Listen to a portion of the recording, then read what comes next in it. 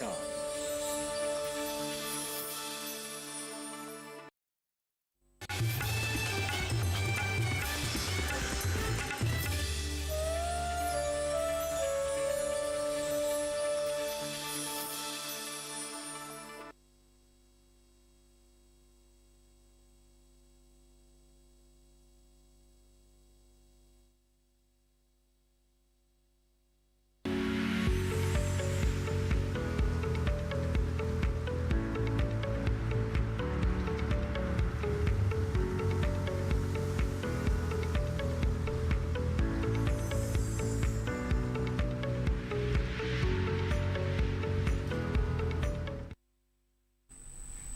नमस्कार, स्वागत है आपका हेलो किसान में। आपके साथ मैं हूं अंजू सिंह। हेलो किसान आप किसानों के लिए लाइव फोन इन कार्यक्रम।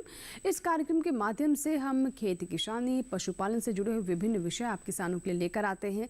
इनसे संबंधित विषय विशेषज्ञ हमारे साथ स्टूडियो में रहते हैं ताकि आपके लाइव सवालों के जो फ़ोन के माध्यम से ईमेल के माध्यम से आप हम तक सवाल पहुँचाते हैं उनका समाधान दिया जा सके। इसीलिए इस कार्यक्रम का नाम भी है हेलो किसान।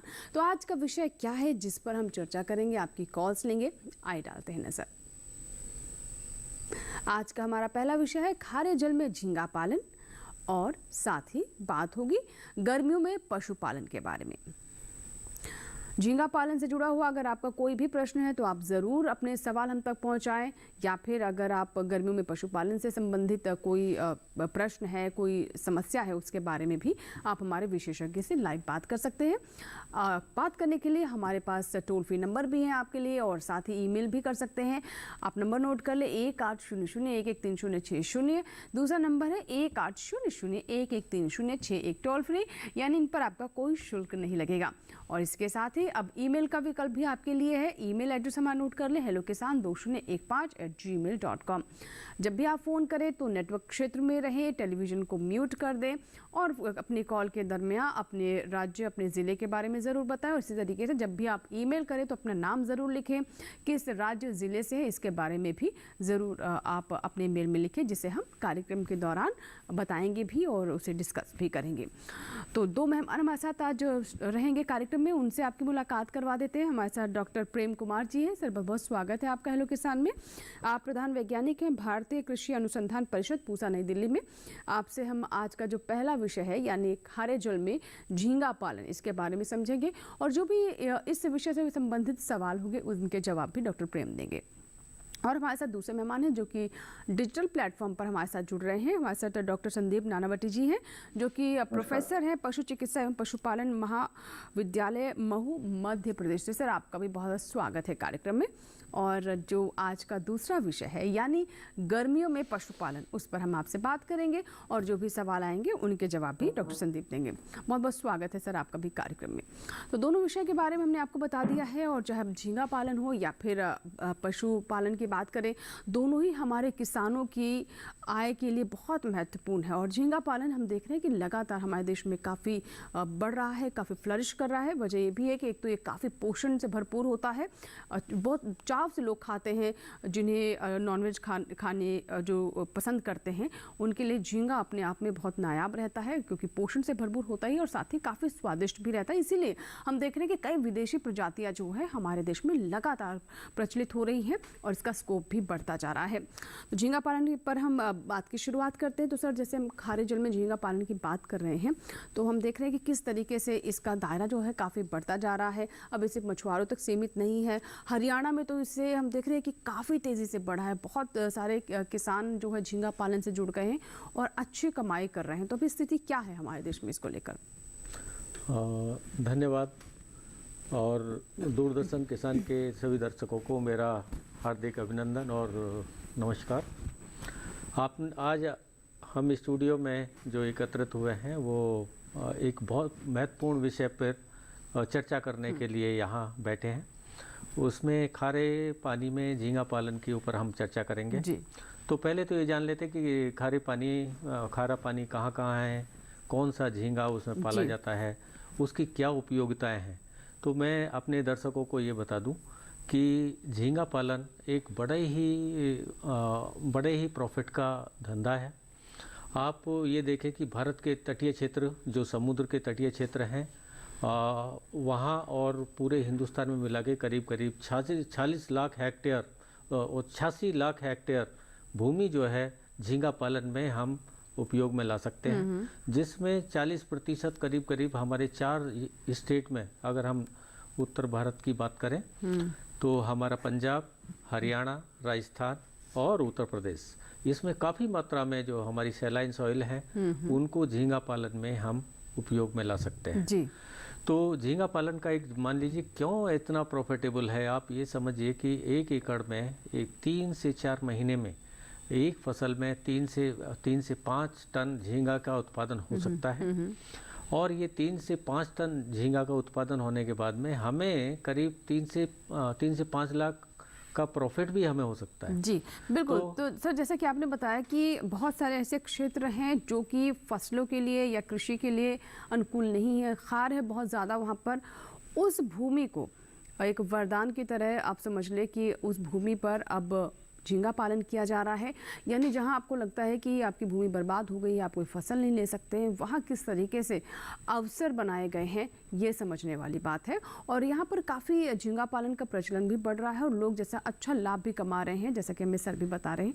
तो फिलहाल आगे बढ़ते हैं और देखते हैं इससे जुड़ी हमारी रिपोर्ट।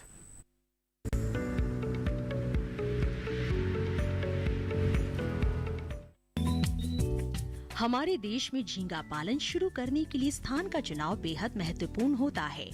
हालांकि हमारे यहाँ तटीय इलाकों और तालाबों में इनका पालन आसानी से किया जा सकता है। इसके अलावा जिन इलाकों में खारे पानी की वजह से पैदावार अच्छी नहीं मिलती, वहाँ के किसान खेतों में ही पानी संजोकर झींगा पालन कर रहे हैं। विशेषज्ञ की माने तो एक बार के पालन में 3 से 4 लाख प्रति हेक्टेयर का मुनाफा कमाया जा सकता है। झींगों को भोजन के रूप में 80% शाकाहारी और 20% मांसाहारी भोजन देना फायदेमंद होता है। इसे छोटे पैमाने पर शुरू करने के लिए सबसे पहले तालाब की नर्सरी तैयार करनी होती है। इसके लिए तालाब या खेत का पूरा पानी निकालकर उसको अच्छी तरह सुखा ले। इसके बाद एक जुताई कर तालाब में 1 मीटर की गहराई तक पानी भरे। इसके बाद नर्सरी में लगभग 20,000 बीज डालें। हालांकि इनका संचयन मुख्य रूप से अप्रैल-जुलाई माह में ठीक रहता है। साथ ही इस समय भोजन के रूप में सूजी, मैदा व अंडे को एक साथ मिलाकर दे। इस तरह बीज से निकलने वाले लार्वों को करीब 45 दिनों तक रहने दे। इस दौरान ये लार्वा शिशु झींगों में बदल जाते हैं और इस समय इनका वजन करीब 3 से 4 ग्राम तक का हो जाता है। बस यही वो समय होता है जब इन शिशु झींगों को मुख्य तालाब में छोड़ा जा सकता है। इस दौरान किसान या पशुपालक चाहे तो झींगों के साथ देसी मछली पालन भी कर सकते हैं।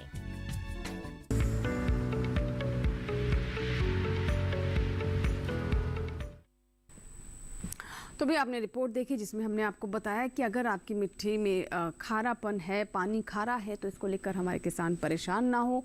इसमें झींगा पालन कर सकते हैं जिससे आपको जो पारंपरिक फसलें हैं उससे भी अधिक लाभ हो सकता है। और हमारी सरकार भी जल कृषि को प्रोत्साहित करने के लिए, मछली पालन को प्रोत्साहित करने के लिए कई महत्वपूर्ण कदम उठा रही है और हम देख रहे हैं कि अंतर्राष्ट्रीय स्तर पर भी हमारी इसमें पहचान बनती जा रही है।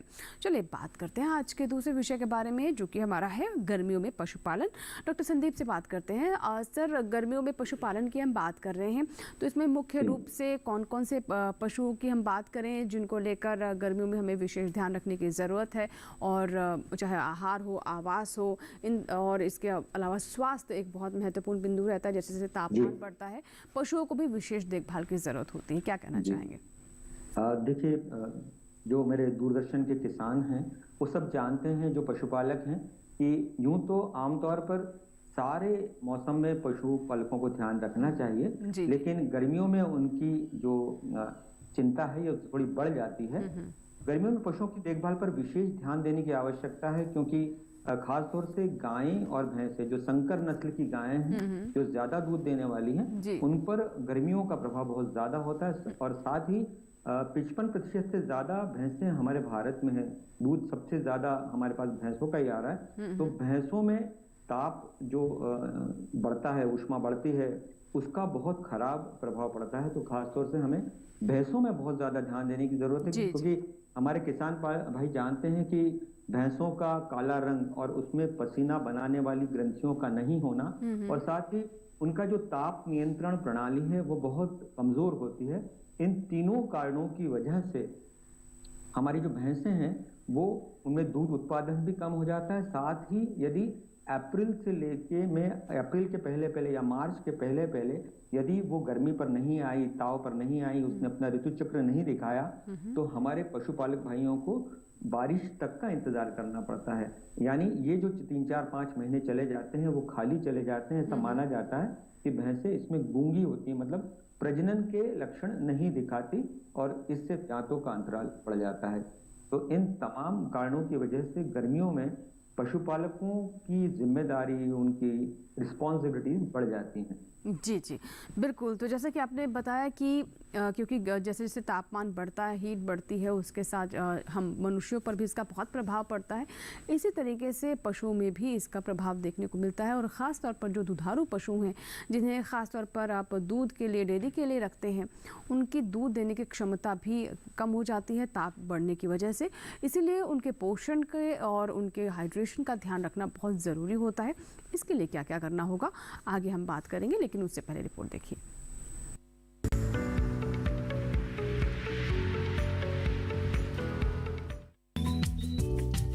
गर्मियां शुरू हो गई है, तापमान धीरे धीरे बढ़ने भी लगा है, जो पशुओं के स्वास्थ्य पर बुरा असर डाल सकता है।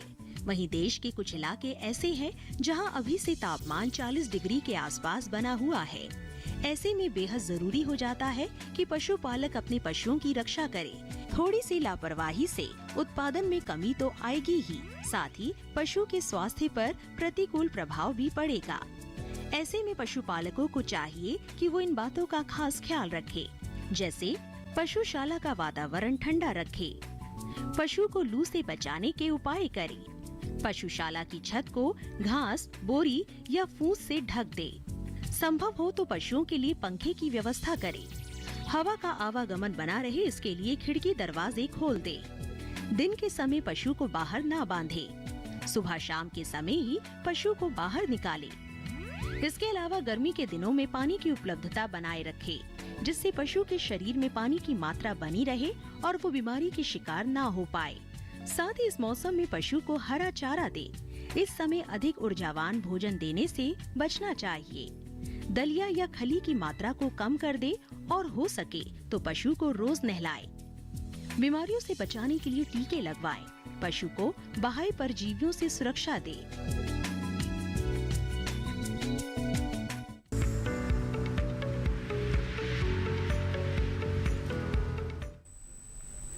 तो मुख्य बातें आपने इस रिपोर्ट में देखी, जिसमें हमने बताया कि पशु में पानी की कमी नहीं होनी चाहिए, परजीवियों की जो एक समस्या होती है इसका भी ध्यान रखें, और उनका आहार ऐसा हो जो कि बहुत ज़्यादा ऊर्जावान ना हो, क्योंकि सर्दियों के विपरीत आपको यहाँ पर आहार रखना होता है। एक कॉलर है, बात कर लेते हैं। विपिन है जिन्होंने सागर से में फ़ोन किया है, हमारे आज के पहले कॉलर। विपिन जी, स्वागत है आपका हेलो किसान में। बताइए क्या सवाल है। हेलो मेरा सवाल ये था, भैंसों के बारे में मुझे जानना था कि गर्मियों में क्या होता है ना कि भैंसें जरा सी भी गर्मी लगती है तो सांसें उनकी फूलने लगती है, मतलब सांसें लेती हैं ज़्यादा। उनको नहलाते तो रहते हैं, दिन में 3-4 बार नहलाते हैं, और पंखे वगैरह क्या होता है कि उससे भी गर्म ही हवा आती है, तो उससे कोई फर्क नहीं पड़ता। इसमें क्या देखभाल करें, क्योंकि ये समस्या आती है। और दूसरा ये था कि हरा चारा और खिलाते हैं पर दूध कम क्यों हो जाता है गर्मियों में, ये मुझे जानना था। कि खान पान तो वैसे ही सब कुछ रहता है, लेकिन दूध ही कम हो जाता है। जी विपिन जी, हम समझ सकते हैं आप क्या जानना चाह रहे हैं, और ये ज़्यादातर किसानों की यही समस्या होती है। सवाल भी आते हैं कि सब बातों का ध्यान रखते हैं फिर भी दूध क्यों कम हो जाता है गर्मियों में। तो डॉक्टर संदीप क्या बताना चाहेंगे। एक तो पहले इनका सवाल ये था कि भैंसों के खास साथ समस्या रहती है कि उनकी सांसें तेज तेज चलने लगती हैं गर्मियों में, और दूध देने की जो क्षमता है वो घट जाती है। सब बातों का ध्यान रखते हैं उसके बाद भी, और हरा चारा से भी जुड़ा हुआ भी इनका सवाल था। जी जी, आप सागर से हैं और सागर में भैंसें काफ़ी पाली जाती हैं, तो मेरा यही सलाह है आपको कि भैंसों का दूध गर्मियों में सबसे ज़्यादा परेशानी भैंसों को आती है दूध के मामले में।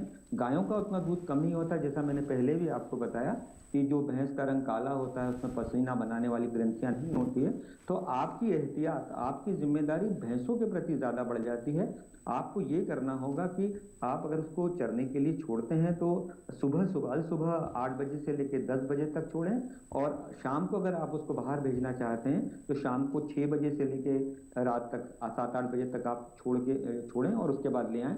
गर्मियों में शेड की बहुत ध्यान रखना पड़ेगा। यदि आपके शेड में गर्मी ज़्यादा होती है तो आप ऐसा प्रबंध करें कि उसमें हवा का आवागमन निर्बाध गति से चालू रहे। खासतौर से भैंसों में अगर तालाब की व्यवस्था है तो बहुत बढ़िया बात है, तालाब में उनको नहलाना चाहिए, और अगर तालाब नहीं है तो भैंसों को शॉवर देना चाहिए, फव्वारा डालना चाहिए। आजकल फर्राटा पंखे उपलब्ध हैं, मुश्किल से 15 से 20 हज़ार के दाम पर मिल जाते हैं और 20 फीट तक हवा फेंकते हैं। इस फर्राटा पंखे के साथ अगर उनको फव्वारा पद्धति भी लगा दी जाए, जो करीब 20 पशुओं के लिए 60,000 का खर्च है। ये खर्च बहुत ज़्यादा इसलिए नहीं है कि गर्मियों में जो दूध की मात्रा कम हो जाती है, इस फव्वारे से और इस फैन से, पंखे से काफ़ी कम की जा सकती है। पशुओं को हरा चारा देना और साथ में लवण मिश्रण देना बहुत ज़रूरी है, क्योंकि ऐसे में गर्मियों में खास तौर से उनकी प्रतिरोधक क्षमता कम हो जाती है। हमारे जो पशु होते हैं छोटे छोटे पोखरों से पानी पीने के लिए बाध्य होते हैं, और ऐसे में कृमि संक्रमण होना लाजमी है। तो आपको समय समय पर पेट के कीड़ों की दवा देना चाहिए। तो कोई कारण नहीं, अगर इतना काम करेंगे तो भैंसों की दूध कम हो जाए। साथ में आपने ये भी पूछा है कि हरा चारा खिलाने के बावजूद भी उसका दूध कम हो जाता है, तो उसका जवाब ये है कि यदि आपने उसमें दाने की मात्रा अच्छी रखी, बढ़ाई और उसको संतुलित आहार दिया, तो कोई कारण नहीं कि गर्मियों में भैंस का दूध कम हो जाए।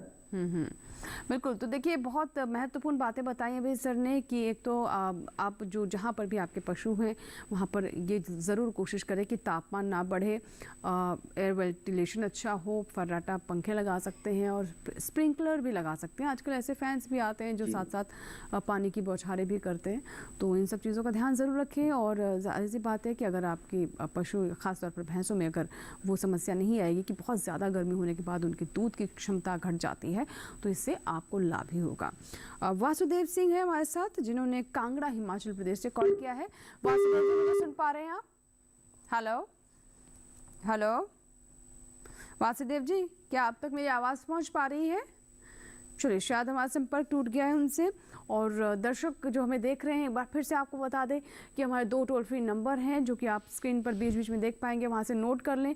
और इसके साथ ही साथ ईमेल भी ज़रूर करें। जैसे ही आपने हमें ईमेल भेजा वैसे हम यहाँ पर आपका ईमेल अपने विशेषज्ञ के सामने रखेंगे, आपके नाम के साथ, आपके ज़िले के नाम के साथ, आपके राज्य के नाम के साथ। तो ज़रूर अपने सवाल हम तक पहुँचाएँ। आज हम बात कर रहे हैं कि खारे पानी में कैसे झींगा पालन करें, और उसके साथ साथ गर्मियों में पशुपालन, गर्मियों में किस बात का ध्यान रखें, कैसे आप अपने पशु को स्वस्थ रखें और उत्पादकता उनकी प्रभावित ना हो। इसके लिए महत्वपूर्ण बिंदुओं पर हम चर्चा कर रहे हैं और आपके सवाल ले रहे हैं। अब बात कर लेते हैं खारे जल में झींगा पालन के बारे में।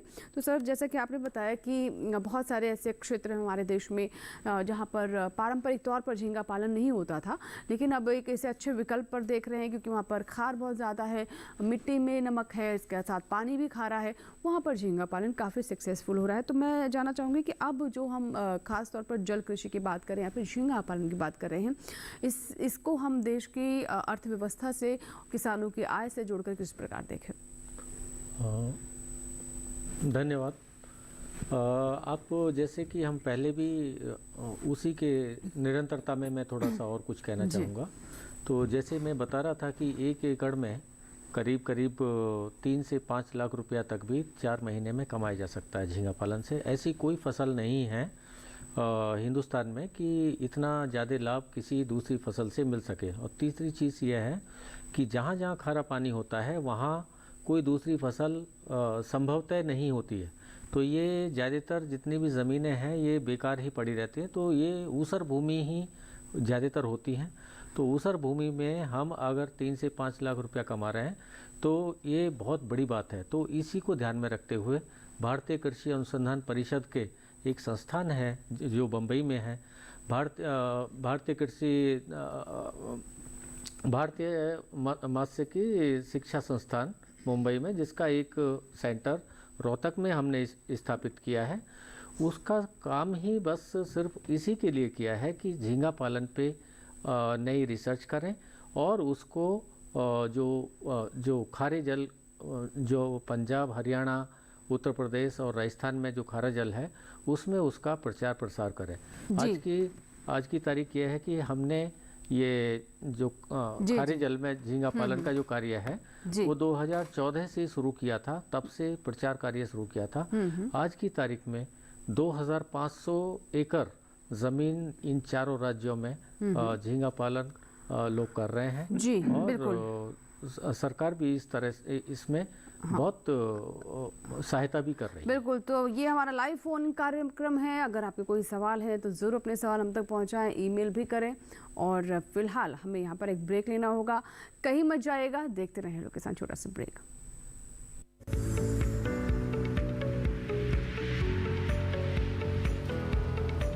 अरे भाई सुना नहीं क्या, केसीसी ने किसानों का जिंदगी बदल दिया है। देश के छोटे किसान 1,60,000 रुपये तक का कर्ज बिना किसी गारंटी को ले पाएंगे। ब्याज खोरों से भी पीछा छुटा। मैं तो जैविक खेती का पूरा सामान मंगा लिया, केसीसी का भी कोई दबाव नहीं है। ब्याज चुकाने के लिए पूरा 1 साल मिलता है। समय पर भुगतान करने पर केवल 4% के सालाना ब्याज पे लोन मिल गया मुझे। अपना आधार कार्ड, लेटेस्ट फोटो और जमीन के कागजात लेके अप्लाई करो बस। और नामांकन भरने के लिए जेब भी ढीली नहीं करनी पड़ी।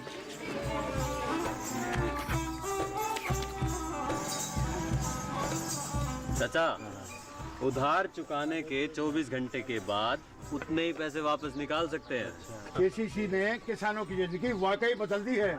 तो आप भी किसान क्रेडिट कार्ड अपनाएं और सहजता से ऋण पाएं।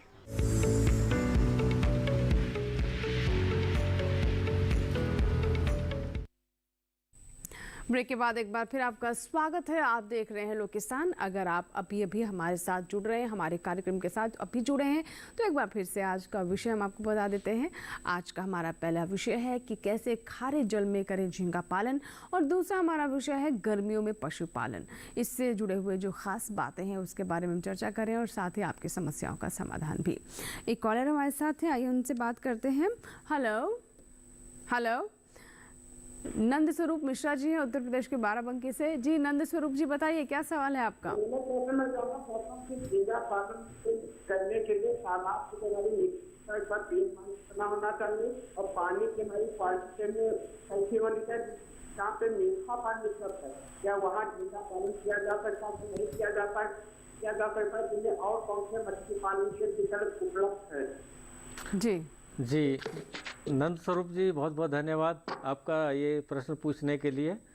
चूँकि बाराबंकी में खारा पानी नहीं है, बाराबंकी में मीठा पानी है, और मीठा पानी में एक दूसरी प्रजाति है जो मीठे जल की प्रजाति है, उसका झींगा पालन किया जा सकता है, मछलियों के साथ किया जा सकता है, और एक अच्छा आप व्यवसाय शुरू कर सकते हैं। तो क्योंकि ये जो खारा पानी है वो सिर्फ ये जो पश्चिम उत्तर प्रदेश, राजस्थान, हरियाणा और पंजाब में ही है, तो आप मीठे पानी में झींगा पालन का कार्य शुरू कर सकते हैं। जी सर, एक ईमेल आया है, ले लेते हैं हम। झींगा पालन के लिए क्या चलते पानी की भी ज़रूरत होती है? हरिराम है देवरिया से, इन्होंने हमें ये सवाल भेजा है। जी, आप बिल्कुल सही बात है कि झींगा पालन में ऐसा चलते पानी की तो ज़रूरत नहीं है, परंतु समय समय पे पानी को एक्सचेंज करते रहते, मतलब कि उसको बदल लेते रहते हैं, जिससे पानी की गुणवत्ताएं बनी रहे। क्योंकि जो खाना हम देते हैं झींगा को, वो हाईली मतलब कि उसमें प्रोटीन की मात्रा थोड़ा ज़्यादा होती है, तो ऐसे में जो पानी की गुणवत्ता है वो धीरे धीरे कम होती रहती है। तो इसलिए सने सने हम जैसे हफ्ते में एक बार जो है पानी का ये बदली करते रहते हैं। और दूसरा चीज़ ये है कि हर दिन तो ये पॉसिबल नहीं है। हर तीसरे दिन 20% पानी हम जो है वो तालाब का निकाल देंगे नीचे की तरफ से, और ऊपर फिर से एक नया पानी फिर उसमें ले आएंगे।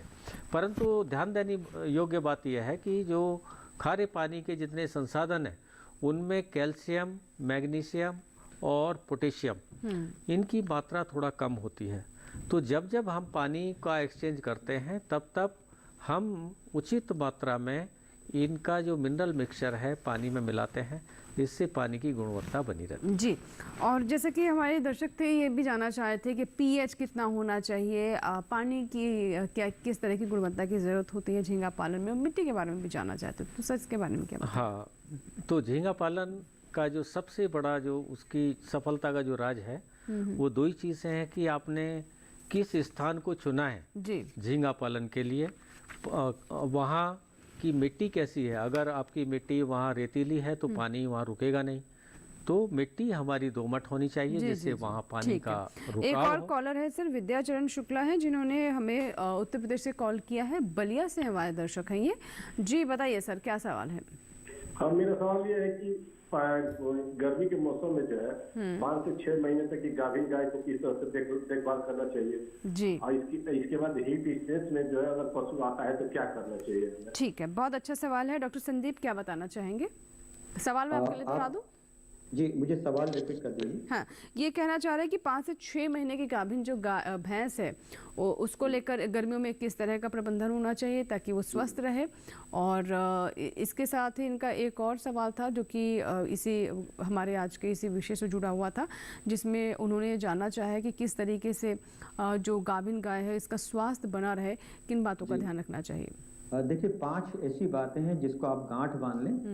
ज्ञाबन जो पशु होता है जो 6 महीने के ऊपर की होती है गाय, उसमें सबसे पहला काम आपको ये करना है कि अगर उसको कृमिनाशक औषधि का पान नहीं कराया है तो आप उसको पेट में जो कीड़े हो जाते हैं उसका दवाई उसकी पिला दीजिए ताकि वो भी स्वस्थ रहेगी और उसके गर्भ में जो पशु पल रहा है, जो संतान पल रही है, उसमें भी कृमि संक्रमण नहीं होगा। खासतौर से भैंसों में बहुत ज्यादा समस्या आती है कि पेट के जो कृमि होते हैं वो बच्चे में ट्रांसफर हो जाते हैं। दूसरा, हमको एक काम करना है कि इसको भरपूर कैल्शियम की मात्रा देना है। 1 लीटर कैल्शियम अगर आपने चाय के 1-1 कप के बराबर भी 10 दिन तक इसके बाटे पे दिया, इसके दाने में डाला, तो निश्चित रूप से कैल्शियम और फास्फोरस की कमी को पूरा हो जाएगा। तीसरी बात हमको ये करना है कि ऐसी स्थिति में जब एडवांस प्रेगनेंसी हो, गर्भावस्था की अंतिम अवस्थाएं, तब इसको चरने न भेजें और साफ सुथरे कमरे में रखकर, जो 12 बाय 12 का फीट का कमरा हो, उसमें हवादार कमरा हो और उसमें स्लिप न हो जाए। पशु आमतौर पर फिसल जाते हैं, तो उसकी व्यवस्था ऐसी करें कि उसका जो सरफेस है, रूफ छत उसका फ्लोर का, वो खुरदुरा सा बना रहे। खास बात आपको ये भी ध्यान रखना है कि ऐसे समय में यदि आपने टीकाकरण नहीं करवाया है तो 6 माह एक ऐसी अवस्था होती है जब बहुत ही सुरक्षित तरीके से उसका टीका कराया जा सकता है। यदि आप इतनी एहतियात बरतते हैं तो आप ये तय जानिए कि जो आने वाली संतान है, आने वाला नवजात है, उसका स्वास्थ्य भी ठीक रहेगा, प्रसूति भी ठीक होगी और गाय अच्छा दूध देगी। सर, दूसरा सवाल इनका हीट से था कि अगर ऐसे समय में अगर पशु हीट में आता है और गर्मियाँ भी हैं तो क्या करना चाहिए?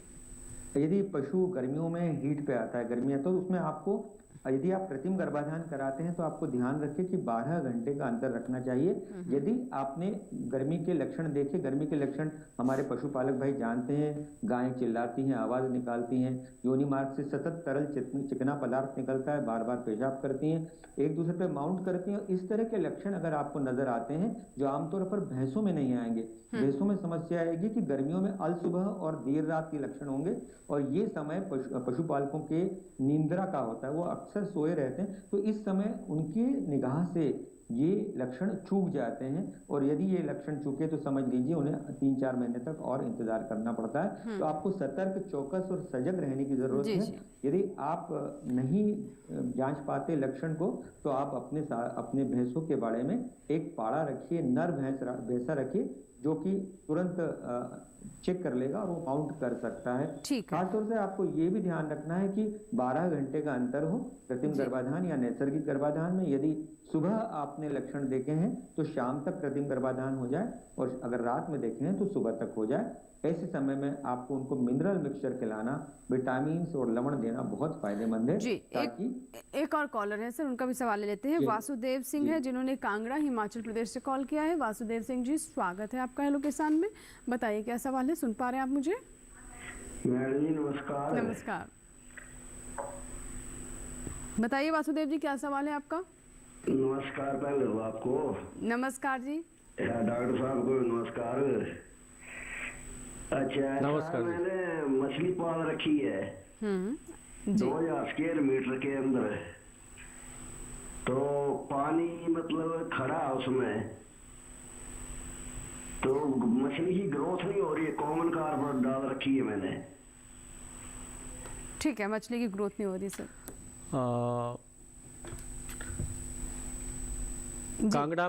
कांगड़ा में पानी ठंडा है और कांगड़ा करीब करीब 1000 मीटर से थोड़ा ज़्यादा है। तो और ये ज़रूरी है, क्यों ग्रोथ नहीं हो रही है उसका एक रीज़न है कि ज़्यादातर लोग क्या करते हैं कि ज़्यादा मछली जो है स्टॉक कर देते हैं, मतलब कि ज़्यादा मछली का बीज संचय कर देते हैं। उसकी वजह से वो ऑक्सीजन की हमेशा कमी बनी रहती है और मछली की बढ़वार ज़्यादातर केसों में ऐसा ही सुनने में आया और मैंने भी, हमारा भी ऑब्जर्वेशन है। तो 1 वर्ग मीटर में 2 से ज़्यादा मछली का बीज ना संचय करें, यही इसका एक मेन कारण है। और इस तरह से मछली को जो है ना बढ़वार के लिए उसको प्रोत्साहित कर सकते हैं। दूसरा चीज़ यह है कि खाना, कम से कम जो खाना है तालाब में जो खाना है 1 से 2 बार, उसमें आपका जो घर का खाना बचा हुआ खाना है, क्योंकि कॉमन कार्प एक ऐसी मछली है कि उसको कुछ भी खिलाने से वो खाएगी और अच्छे से उसकी बढ़वार होती है। कारण ना बढ़ने का सिर्फ उसके संचय ज़्यादा कर देते हैं ज़्यादातर लोग, उसी की वजह से वो नहीं होता है। तो अगर आपने ऐसा कर रखा है तो उसका संचय उसी के हिसाब से करिए कि वो 1 वर्ग मीटर में 1 से 2 मछली ही रहे। जी, एक और हमारे पास मछली पालन से जुड़ा हुआ, झींगा पालन जो हमारा आज का विषय है, इससे जुड़ा हुआ प्रश्न आया है। ये राम अवतार है सिरसा हरियाणा से और ये जानना चाहते हैं कि झींगा पालन के लिए कैसी भूमि का चुनाव करना चाहिए। हालांकि इस पे हम थोड़ी सी चर्चा कर चुके हैं, लेकिन एक बार फिर से इनके लिए उसी पे हम लोग चर्चा कर भी रहे हैं। तो सबसे पहले राम अवतार जी, हम उसी पे चर्चा एक्चुअली में कर रहे हैं कि सबसे पहले तो हमें ये देखना है कि जो हमारी भूमि है, भूमि रेतीली नहीं होनी चाहिए, जिससे पानी रुका रहना चाहिए। पानी अगर निकल जाएगा तो पानी का बहुत ज़्यादा लॉस होगा और उसमें झींगा पालन नहीं कर सकते। दूसरी चीज़ यह है कि वो जहाँ हम लोग जो लोकेशन ढूंढ रहे हैं झींगा पालन के लिए, वो गांव या शहर के बिल्कुल पास नहीं होना चाहिए, क्योंकि बरसात का पानी वो तालाबों के अंदर आ जाएगा तो हमारी पानी की गुणवत्ता खराब हो जाएगी। और तीसरी चीज़ ये है कि बिजली पानी का वहाँ क्या बोलते हैं कि इंतज़ाम रहना चाहिए। चौथी चीज़ है कि पानी की गुणवत्ता, सबसे मेन चीज़ है पानी की गुणवत्ता, कि पानी में जो ऑक्सीजन की मात्रा है वो करीब 6 से 8 ppm पार्ट्स पर मिलियन हमेशा रहनी चाहिए। उसका pH 7.5 से 8.5 तक होना चाहिए। उसकी एल्कलिनिटी 250 से 300 ppm रहना चाहिए। उसकी हार्डनेस 2000 से 3000 तक भी रह सकती है। तीसरा चीज़ है कि कैल्शियम, मैग्नीशियम और पोटेशियम उसमें थोड़ा कम रहता है, तो उसका जो अनुपात है 1:3 और 1 का अनुपात रहना चाहिए। अगर 200 कैल्शियम है तो 600 उसमें आपका मैग्नीशियम होगा और 200 ही उसमें पोटेशियम होना चाहिए। सुमेर सिंह एक और दर्शक है सर, चूरू राजस्थान से, इनका भी हम प्रश्न ले लेते हैं। सुमेर जी बताइए क्या सवाल है, किस विषय पर आप सवाल करना चाहते हैं? सुमेर जी बताइए। अजी भैंस है अपने जी, भैंस के बारे में जानना चाहते हैं, क्या समस्या है? भैंस है 7 महीने की ब्याई हुई है। ठीक है। तो दोबारा वो बोल नहीं रही है। ठीक है। डॉक्टर संदीप, ये इनका सवाल है, चूरू से हमारे दर्शक हैं सुमेर सिंह जी। हाँ बताइए क्या सवाल इन्होंने बताया कि हीट में फिर से नहीं आ रही इनकी भैंस। अच्छा, एक बार हीट में आ चुकी, उसके बाद 7 महीना हो चुका हीट में नहीं आ रही ब्याने के बाद। भैंसों में आमतौर पे ये समस्या बहुत ज़्यादा देखने में आती है, क्योंकि गर्मियों में खास तौर से जो लक्षण होते हैं हीट के, गर्मी पे आने के जो लक्षण होते हैं वो इतने क्षीण, इतने कमज़ोर होते हैं कि आम पशुपालकों की नज़र से ओझल हो जाते हैं। तो आपको मैंने जैसा बताया कि सतर्क और चौकस निगाह रखना चाहिए। यदि भैंस वाकई हीट पे नहीं आ रही है तो बहुत अच्छा तरीका ये है कि सबसे पहले उसको कृमिनाशक औषधि का पान कराएं उसको संपूर्ण आहार दें। उसको ऐसा नहीं है कि दूध नहीं दे रही है तो उसको आहार बंद कर दिया जाए। हमारे ज़्यादातर पशुपालक यही करते हैं कि दूध नहीं तो दाना नहीं। ये बहुत गलत धारणा है। यदि वो फीड पे नहीं आ रही तो उसका कारण हो सकता है कि उसे सही मात्रा में पोषण आहार नहीं मिल रहा है। तो उसे कम से कम 1.5 से 2 किलो दाना मिलना चाहिए, हरा चारा 5 से 10 किलो और सूखा भूसा 6 किलो। इसके साथ में मिनरल मिक्सचर और विटामिन की खुराक दे दी जाए। साथ में यदि पशुपालक हमारे पशु चिकित्सक से संपर्क करेंगे तो वो ल्यूगोस आयोडीन नाम की एक दवाई आती है, उसका यूट्रस में, गर्भाशय में, बच्चेदानी में उसको प्रविष्ट कराकर उसका इलाज करते हैं। तो हमारे जो भैंसें वो 20 से 21 दिनों में हीट पर आ जाती है उस ट्रीटमेंट के माध्यम से। तो यदि आप ये घरेलू चिकित्सा अपना लें, उसके बावजूद भी हीट पे नहीं आए, तो आप नजदीक के पशु चिकित्सालय में ले जाएं और ल्यूगोस आयोडीन की पेंटिंग होती है गर्भाशय में, बच्चेदानी में, वो आप छुड़वा लें तो निश्चित रूप से भैंस गर्मी पर आ जाएगी। जी बिल्कुल। तो चलिए इसी के साथ ही अभी हमारे लिए वक्त हो गया एक और छोटे से ब्रेक का। कहीं मत जाइएगा, आप अपने ईमेल्स और अपने कॉल्स के साथ तैयार रहें।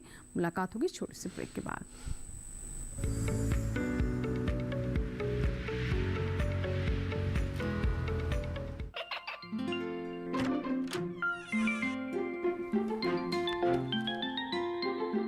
ये क्या हो रहा है? काशवी, इतने कम मार्क्स? काशू बेटा पढ़ा करो, पढ़ोगी नहीं तो आगे कैसे बढ़ोगी? मम्मा मैं भी तो आपसे यही कहना चाहती हूँ, पढ़ा करो। आप पढ़ोगे नहीं तो आगे कैसे बढ़ोगे? मतलब? वो देखो। सिर्फ बैक पर छपा ऑर्गेनिक नहीं, ऑर्गेनिक का निशान पहचानिए। पीजीएस ऑर्गेनिक का ये लोगो उन किसानों की पहचान है जो आज भी परंपरागत विधि से रसायन मुक्त खेती कर आपके लिए शुद्ध फसल उपजा रहे हैं। अब समझे मम्मा, अगर मैं प्योर ऑर्गेनिक फूड नहीं खाऊंगी तो अच्छे मार्क्स कहाँ से लाऊंगी? अच्छा बच्चों, जैविक खेती की इस मुहिम को आगे बढ़ाइए, शुद्ध ऑर्गेनिक अपनाइए।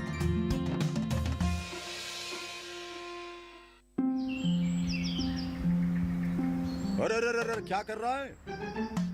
इधर इधर इधर, हम बोल रहे हैं तेरे बीजू का। पुतला बोल रहा है? हाँ, पक्षियों से तो हम खेत को बचा लेते हैं, पर इन घातक रसायनों से कैसे बचाएं? मतलब? देख बेटा, तू जो ये अंधाधुंध रसायन मिलाता है ना, मिट्टी की सेहत बिगड़ने लगी है। और जब माटी ही कमजोर पड़ जाएगी तो उपज कैसे सेहतमंद होगी? हाँ? अरे पहले ऐसा नहीं था।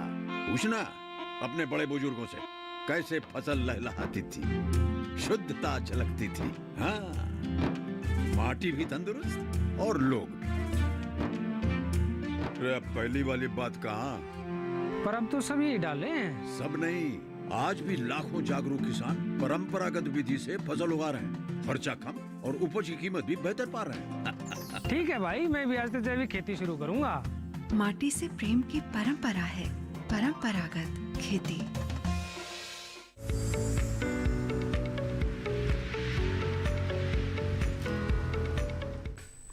ब्रेक के बाद एक बार फिर आपका स्वागत है। आप देख रहे हैं लोग किसान। एक बार फिर आज के जो विषय है उनके बारे में आपको बता दें। आज हम बात कर रहे हैं झींगा पालन की, यानी खारे पानी में झींगा पालन, और साथ ही गर्मियों में पशुपालन से संबंधित महत्वपूर्ण जानकारी आप तक पहुंचा रहे हैं। अगर आपकी कोई भी सवाल है तो आप हमारे टोल फ्री नंबर्स पर कॉल कर सकते हैं, हमें ईमेल भी कर सकते हैं।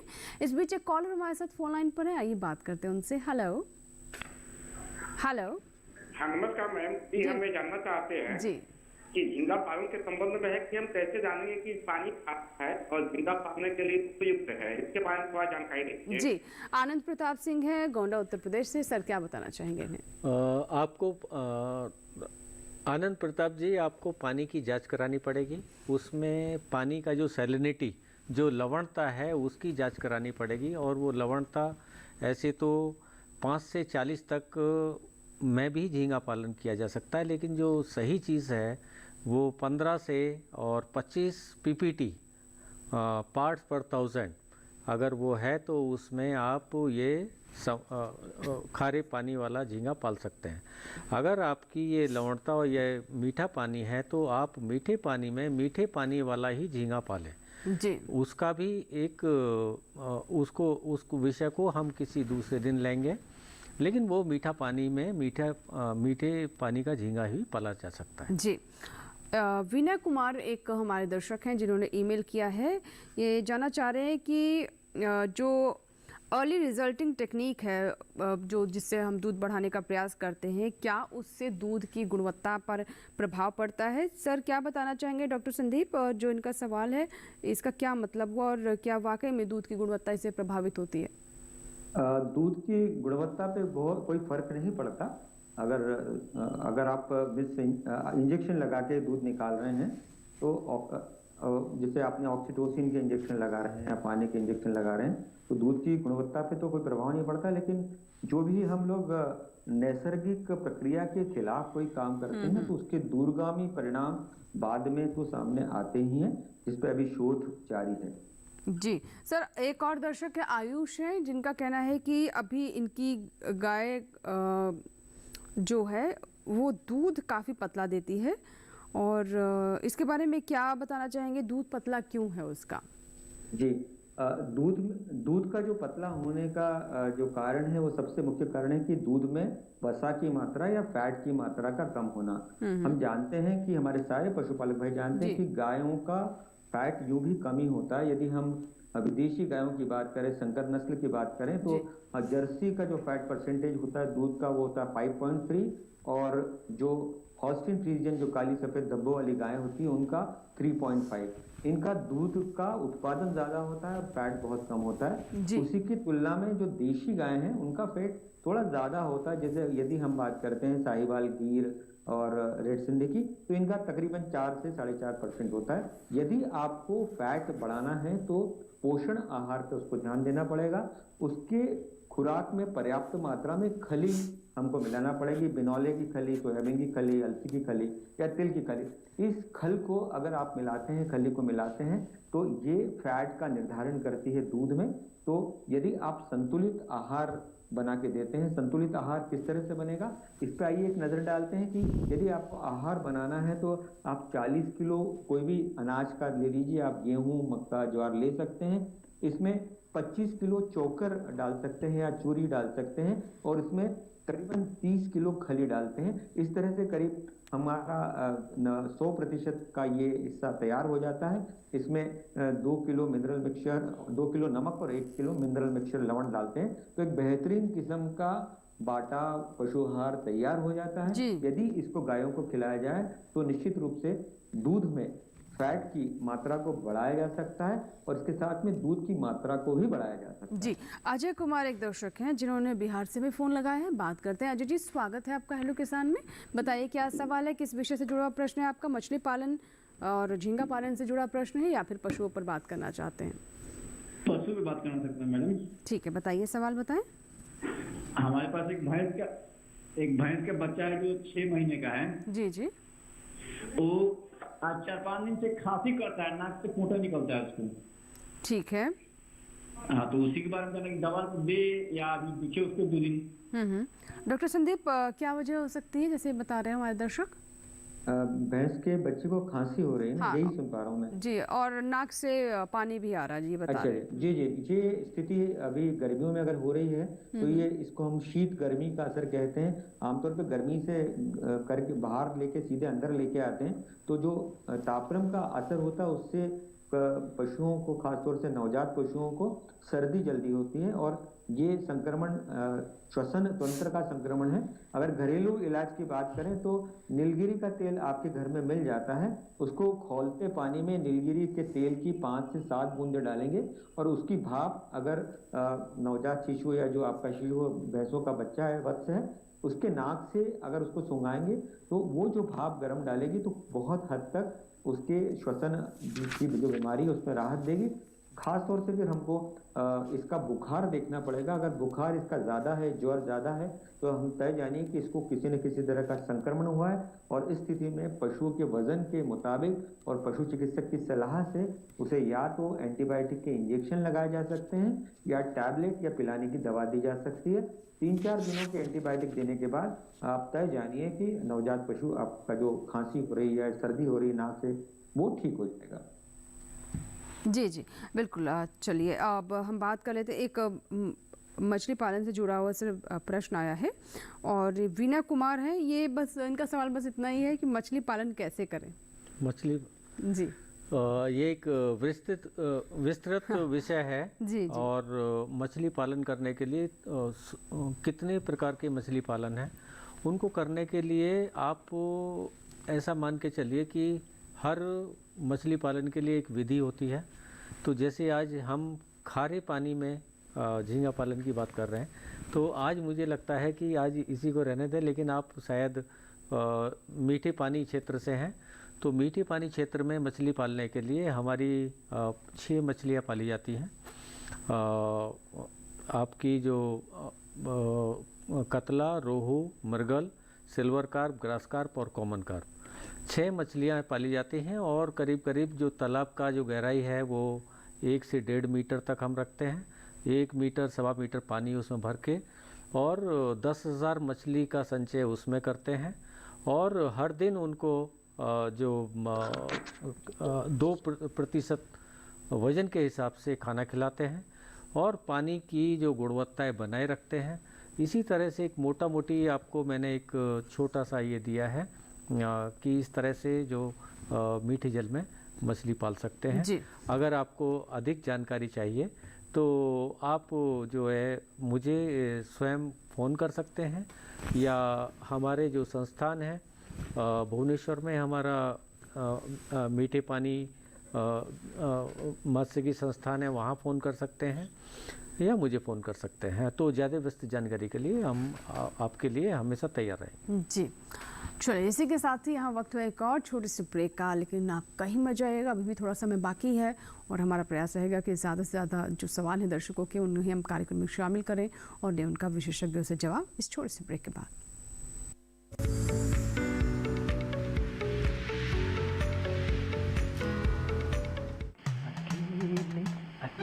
अरे वाह भैया, अकेले अकेले। अरे तू भी ले, पर खाएगा कैसे? मैं ऑर्गेनिक खेती की बात कर रहा रे बेटे। अकेले अकेले खेती कब तक करेगा? मतलब गांव में 20-25 किसानों का समूह बना के पंजीकरण करवा ले, फिर सरकारी ट्रेनिंग भी मिलेगी और मुफ्त जैविक बीज खाद भी। फिर पीजीएस ऑर्गेनिक की सरकारी मोहर के साथ तेरी उपज आकर्षक पैक में पहुंचेगी बड़े बाजार तक। अच्छा हाँ। अरे भाई कहाँ चल दिया? सबको साथ लाने, आमदनी बढ़ाने। तो किसान भाई समझ गए ना, साथ मिलकर ऑर्गेनिक खेती कीजिए, अपनी परंपरा को आगे बढ़ाइए, ज्यादा मुनाफा कमाइए। माटी से प्रेम की परंपरा है परंपरागत खेती।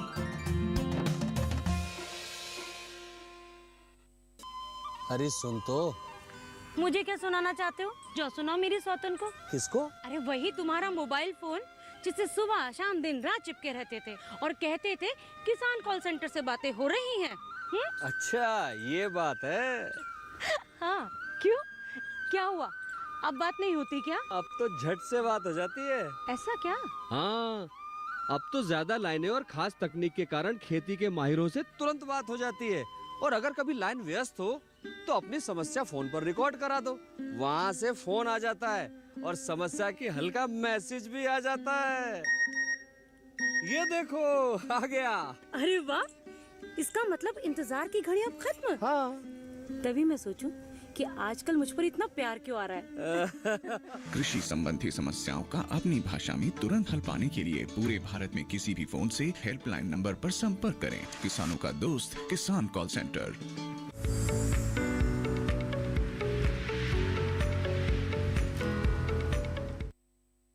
ब्रेक के बाद एक बार फिर आपका स्वागत है हेलो किसान में। और एक ईमेल आया है हमारे पास मछली पालन से जुड़ा हुआ। कई सवाल आए, कई ईमेल था, लेकिन अब ये पशुपालन से जुड़ा हुआ सवाल है। और बलराम जी हैं जिन्होंने हिसार हरियाणा से हमें ईमेल किया है। ये कहते हैं कि भैंस दूसरी बार बच्चा देने के 3 महीने बच्चे हैं, मतलब अभी 3 महीने बाकी हैं, लेकिन अभी से ही बच्चेदानी बाहर दिख रही है। कोई उपाय बताएं क्यों हो रहा है ऐसा? जी संदीप जी, ये जो स्थिति है इसमें पशुओं का शरीर बाहर हो जाता है, जिससे बच्चेदानी बाहर निकलना कहते हैं। बच्चेदानी बाहर निकलने के सबसे महत्वपूर्ण कारण है कि भैंस का कमजोर होना। जब ये ज्ञापन हुई होगी, गर्भवती रही होगी, तब संतुलित पशु आहार नहीं दिया गया होगा, तो जो गर्भाशय को, बच्चेदानी को पकड़कर रखने की क्षमता होती है कमजोर भैंसों में कम हो जाती है, और उसके प्रसूति के पहले ही गर्भाशय या बच्चेदानी का मुंह बाहर निकलने लगता है। और ये स्थिति पशुपालक के लिए बहुत दुष्कर होती है, क्योंकि एक तो भैंस या गाय ज्ञापन है, गर्भवती है, और प्रसूति के पहले ही उसका प्रोलेप्स हो रहा है, यूट्रस बाहर निकल रहा है, बच्चेदानी बाहर निकल रही है। इसके लिए खास तौर से यदि घरेलू चिकित्सा की जाए तो उसको विटामिन और मिनरल्स, पौष्टिक आहार देना जरूरी है। और यदि समस्या है तो निश्चित रूप से पशु चिकित्सक की सहायता लेना पड़ेगी।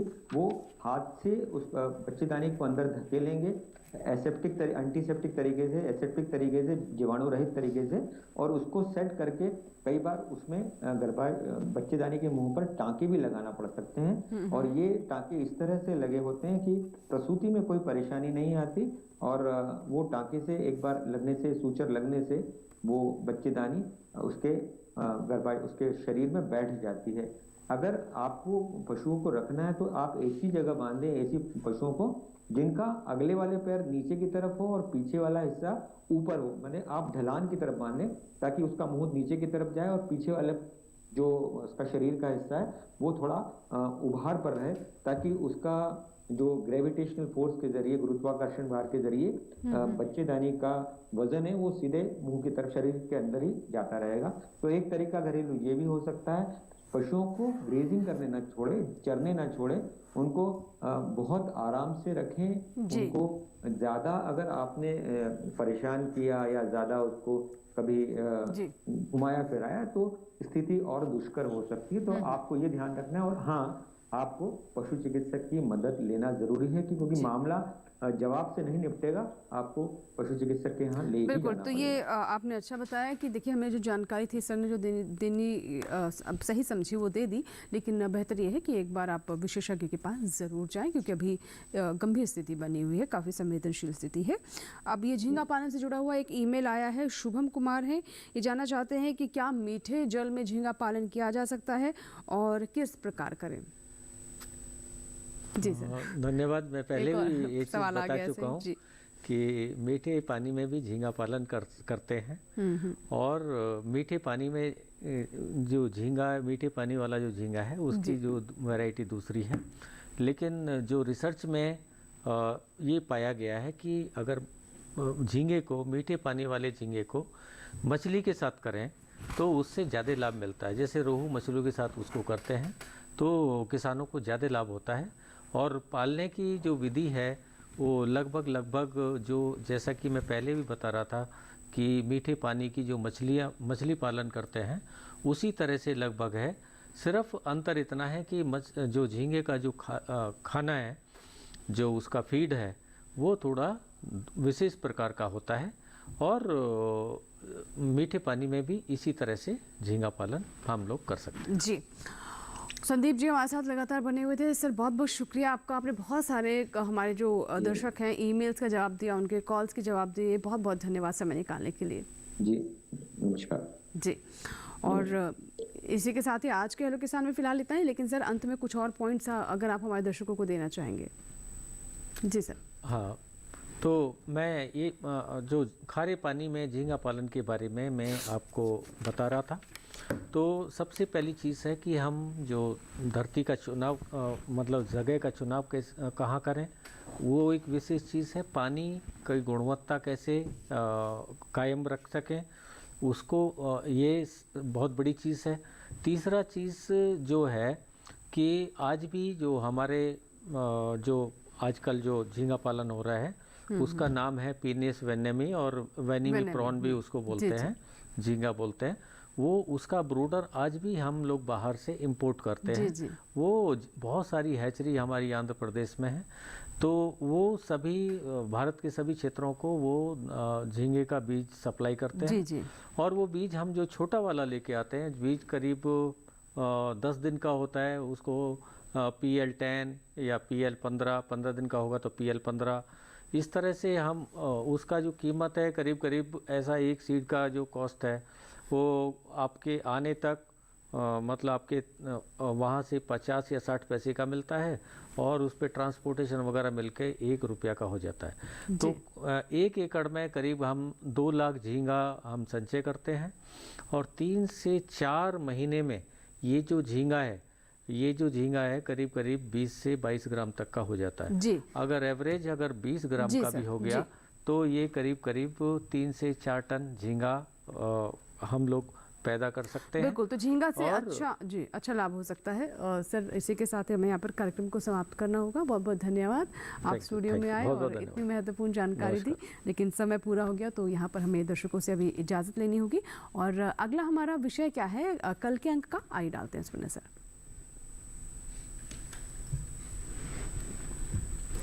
कल का हमारा विषय है एलोवेरा की खेती और साथ ही बात करेंगे ड्रोन तकनीक से किसानों को कैसे हो सकता है फायदा। अगर आपके कोई सवाल है तो आप हमें ईमेल कर सकते हैं। हमारा ईमेल पता नोट कर लें, hellokisan2015@gmail.com। इसके अलावा सोशल मीडिया के माध्यम से भी आप हमसे जुड़ सकते हैं। हम फेसबुक, ट्विटर, इंस्टाग्राम सब जगह उपलब्ध हैं। आप हमें फॉलो कर सकते हैं, सब्सक्राइब कर सकते हैं। और अगर आप हमें कॉल करना चाहें तो हमारा टोल फ्री नंबर नोट कर लें एक बार फिर से। कार्यक्रम के बाद भी सोमवार से शनिवार सुबह 6 बजे से रात 10 बजे के दरमियान आप कॉल करें और अपने सवाल रिकॉर्ड करवाएं, टोल फ्री, यानी इस पर आपका कोई शुल्क नहीं लगेगा। चलते चलते आपको ये भी बता दें कि आप हमारा एक कार्यक्रम हमारे YouTube चैनल पर भी देख सकते हैं। इस QR कोड को स्कैन करें और YouTube पर देखें हेलो किसान। और इसी के साथ ही यहाँ लेंगे आज आपसे इजाज़त। आशा करते हैं कि दोनों विषय से जुड़ी जानकारियाँ हमने आप तक पहुँचाई हैं। ज़रूर हमारे किसानों को उससे लाभ होगा और वो अपनी आय में वृद्धि कर पाएंगे। नमस्कार।